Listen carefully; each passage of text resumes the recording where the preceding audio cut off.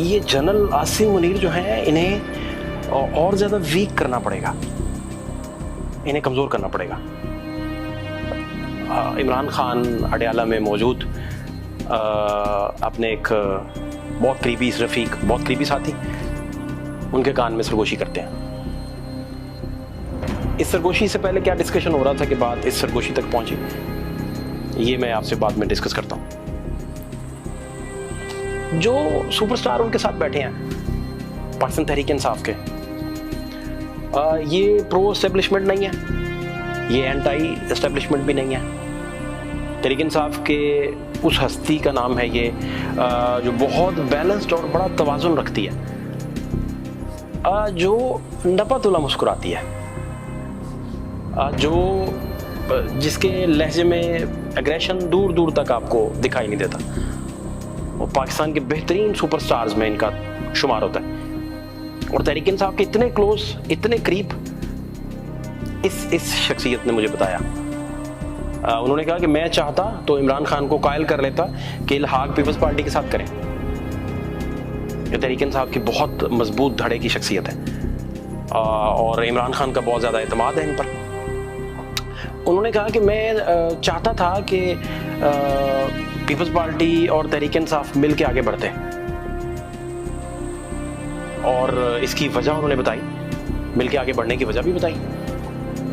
वो कहते कि मैं चाहता तो इमरान खान को कन्विंस कर लेता कि इल्हाक पीपल्स पार्टी से कर ले, और मैं कन्विंस कर लेता, सोलो फ्लाइट लेके मैं कन्विंस करवा जाता, सिंगल हैंडेडली मैं कन्विंस करवा जाता। तो मैंने पूछा आपने ये क्यों नहीं किया? उनका नहीं, इमरान खान जिस रिदम पे खेल रहे हैं, जो रिदम उनकी पर्सनैलिटी का है आजकल, उसमें मुझे लगा कि वो चाहते हैं कि सारा सिस्टम उनके सामने, political system, political players, political elite जितनी है, वो चाहते हैं कि वो और ज़्यादा एक्सपोज करें। तो उनकी इस बात को सामने रखते हुए मैं, अदरवाइज़ उन्होंने कहा आपको पता ही है, मुझे सबसे पहले बिलावल भुट्टो ने मुबारकबाद दी थी मेरे जीतने पे।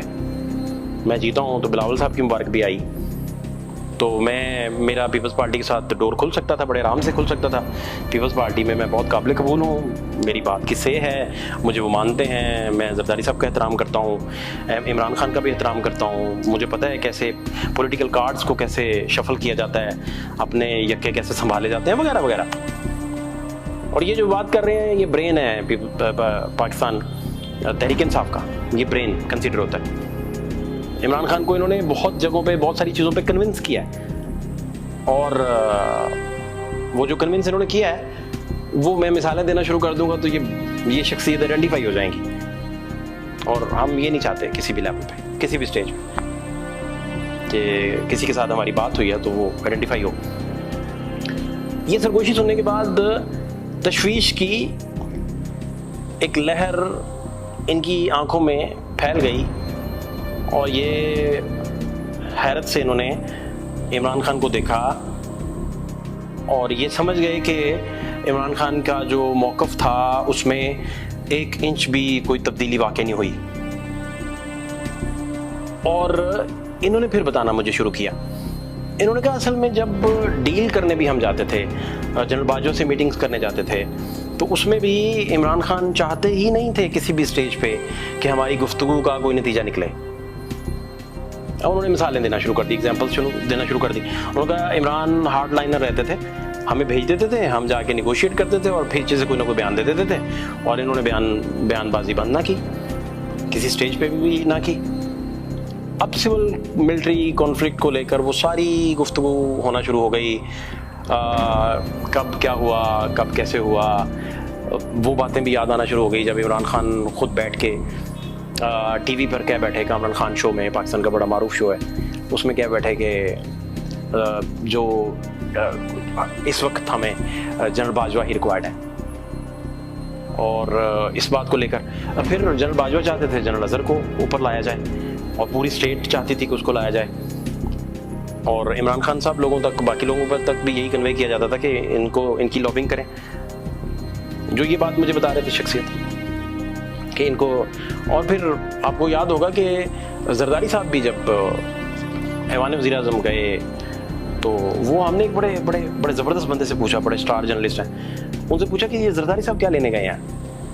वो समरी आ रही है, समरी जा रही है, समरी आ रही है, समरी जा रही है, इस तरह की बातें चल रही थी। 2 समरी आ गई, 1 समरी आ गई, एक समरी में नाम नहीं है, एक में नाम नहीं है, इस तरह की चैम गोइयाँ, इस तरह की अफवाहें चल रही थी उन दिनों की बात। तो जरदारी साहब उठते हैं और मूव करते हैं, मूव करके ऐवान वज़ीर आज़म चले जाते हैं और वज़ीर आज़म हाउस में जाकर शहबाज शरीफ से मिलते हैं। तो मिलने के बाद हमने पूछा एक बंदे से कि भाई, बड़ा स्टार जर्नलिस्ट है, कि भाई ये क्या चल रहा है, रहनुमाई लेने के लिए हमारे सीनियर है।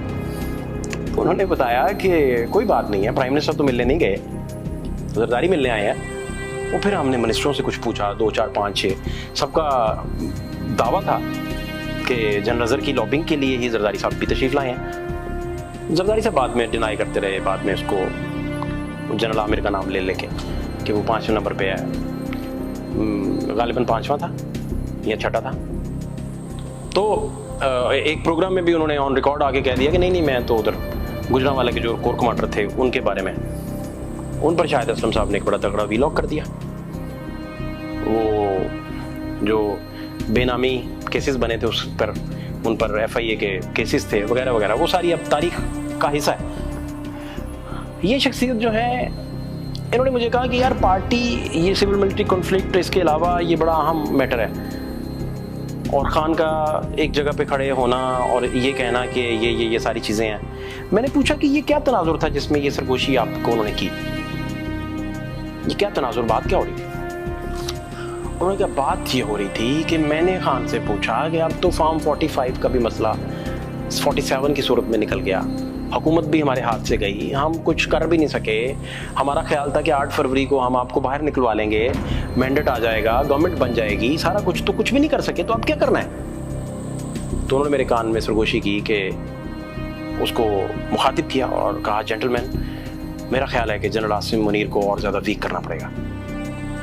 अब ये शख्सियत सुन के तशवीश में मुब्तला हो गई और उन्होंने कहा कि अडयाला है, अडयाला में बीसियों और सैकड़ों के एतबार से मुहाफिज हैं इनके इर्द गिर्द, और जेल के अंदर एक बंदा कैद है, तो ये क्या बात कर रहे हैं, ये क्या बात है?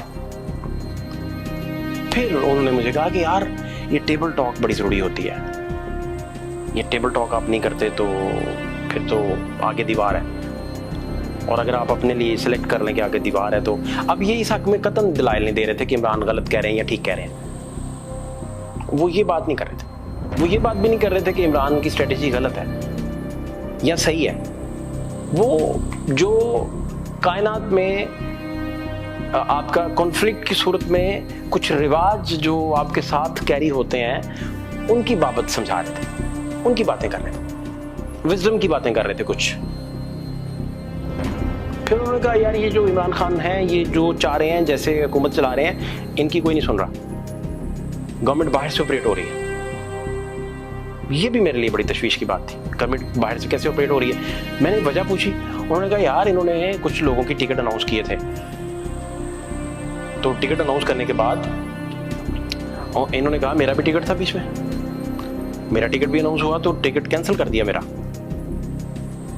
तो उन्होंने कहा तुम्हें पता है मैं तो वकील नहीं हूं। तो मैंने क्या किया कि मैंने वकीलों वाला चोला पहना, लिबास, और मैं वकीलों के जत्थे में घुस के जो रिस्पेक्टेड वकला जाके इमरान खान का केस लड़ते हैं उनके साथ मिला, और मैं जाके इमरान को मिलने चला गया।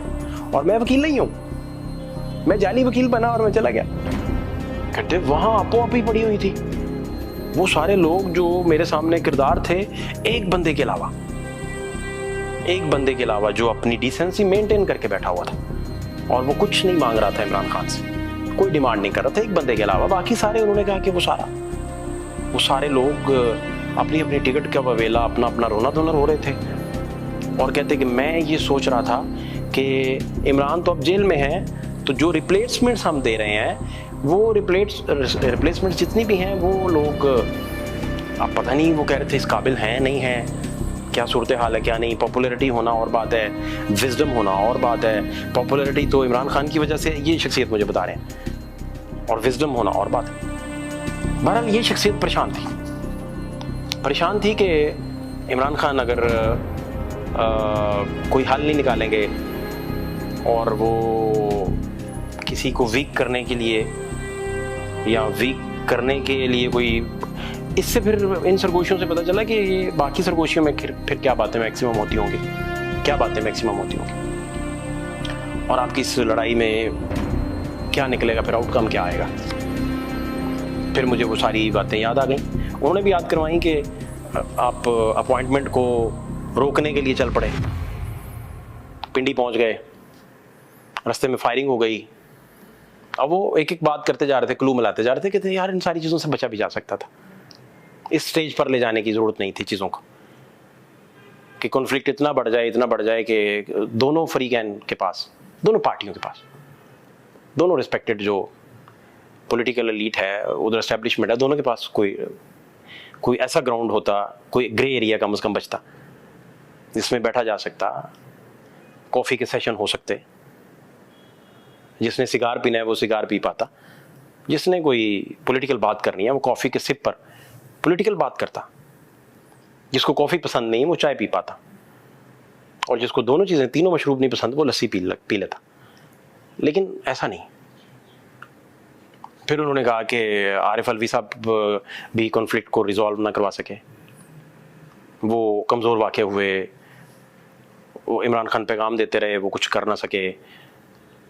फिर वो टेलीफोन पे बात करवाना चाहते थे, वो बात ना हो सकी, बात ना बन सकी।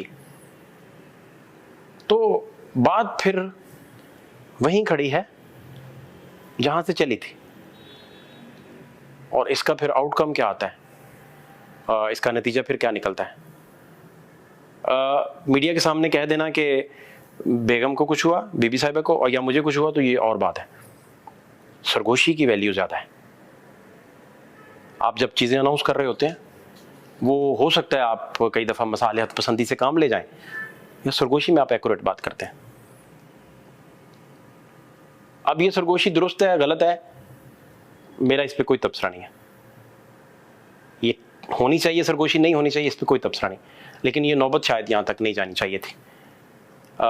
इस तरह पॉलिटिकल लोग भी वीक होंगे और रियासती इदारे भी वीक होंगे, और इसका नुकसान फिर एट द एंड लोगों को, आवाम को बर्दाश्त करना पड़ेगा। बहुत सारी ऐसी बातें जो आपसे नहीं कह सकते। फातिह शहबाज खान को इजाज़त दीजिए, अल्लाह ने के बाद।